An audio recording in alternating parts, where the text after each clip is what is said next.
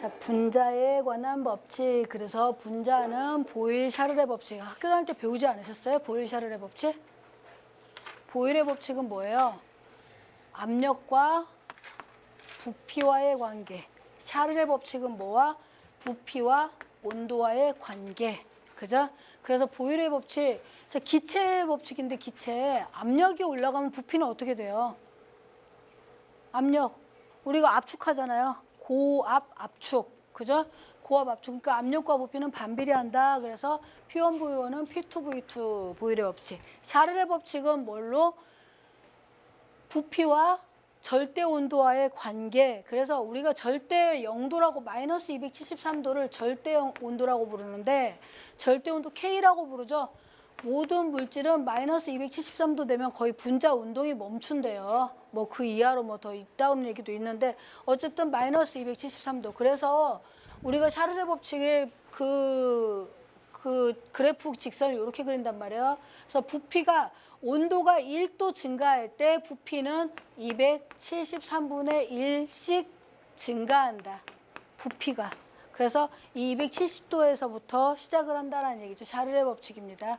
그래서 T1, V1, T2, V2 이런 공식을 가지고 있어요. 그래서 보일-샤를의 법칙은 T1분의 P1, V1은 T2분의 P2, V2. 그래서 우리가 어떤 상태 변화를 알고자 할 때죠. 어떤 상태 변화를 알고자 할 때. 그러니까 압력이 똑같을 때 뭐 온도가 이렇게 올라가면 부피는 몇 배가 늘었느냐 이런 것들을 알고자 할 때는 보일-샤를의 법칙을 사용한다. 아니면 온도가 올라가고 뭐 압력이 변했을 때 뭐 아니면 부피가 변했을 때 압력은 어떤 상황이 되느냐 비교한다는 거예요. 어떤 시점과 시점을. 그게 보일-샤를의 법칙이다. 그러면 아보가드로의 법칙이 있어요. 그래서 보시면 같은 온도 압력에서 온도 P가 같을 때 부피 온도와 압력에서 같은 부피를 가진 서로 다른 기체들은 입자수를 동일한 수의 입자를 갖춘다. 그래서 부피가 입자수에 비례한다라는 얘기예요. 부피와 입자수는 비례한다라는 게 아보가드로의 법칙이다. 그래서 우리가 이상기체 상태 방정식이라는 거는 PV는 nRT 그래요. PV는 nRT. 그래서 가장 많이 쓰는 기체 법칙입니다. 보일-샤를의 법칙과 이상기체 상태 방정식. 그래서 압력, 부피는 뭐와 분자량과 그 다음에 이상기체의 상수예요. 상수, 기체 상수, 그 다음에 절대 온도.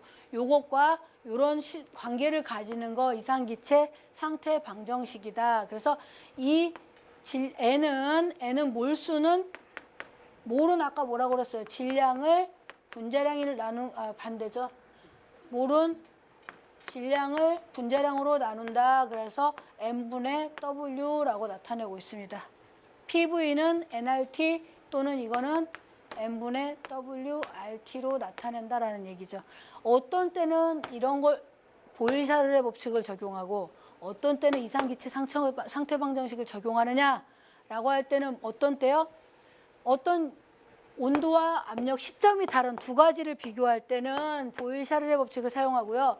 이상기체 상태 방정식은 어떤 시점에서 압력과 부피가 일정할 때 분자량을 알고 싶다. 또는 질량을 알고 싶다. 아니면 질량과 분자량을 아는데 그때의 압력을 알고 싶다. 어떠한 시점에다 놓고 그때의 상태를 알고 싶을 때는 이상기체 상태 방정식을 적용하고 비교를 한다. 그죠? 압력이 온도가 변화 전후, 압력의 변화 전후 이런 거를 따질 때는 보일-샤를을 적용한다. 그래서 이상기체 상태 방정식 P는 압력, 단위는 ATM 1기압이다라고 보죠. V, 부피는 리터나 또는 세제곱미터. 그죠? N은 몰수인데 몰은 질량과 분자량으로 나타낸다. 이거는 구람이죠? 우리 질량 분자량. 그 다음에 R, 이거는 뭐예요? 똥파리공호입니다. 0.0820호. 똥파리공호. 또는 0.08이에요. 똥파리. 기체상수 외워놓으세요. 똥파리 0.08이 단위는 이렇게 생겼어요. 그냥 못 외우더라도 기체상수 R은 우리가 반드시 알고 가셔라. 똥파리 0.082 곱하기 T 절대온도 K다라는 거죠. 절대온도는 뭐예요? 273도 플러스 이게 절대온도 K잖아요. 그죠? 0도면 절대온도 몇 K예요? 0도는 273 K잖아요. 그죠? 절대온도. 자, 그레이엄의 확산 법칙 그랬어요. 그래서 보면 기체는 같은 온도와 압력에서 확산 속도는 뭐와 비례한다? 확산 속도는 뭐와? 확산 속도와 분자량은 비례해요, 반비례해요?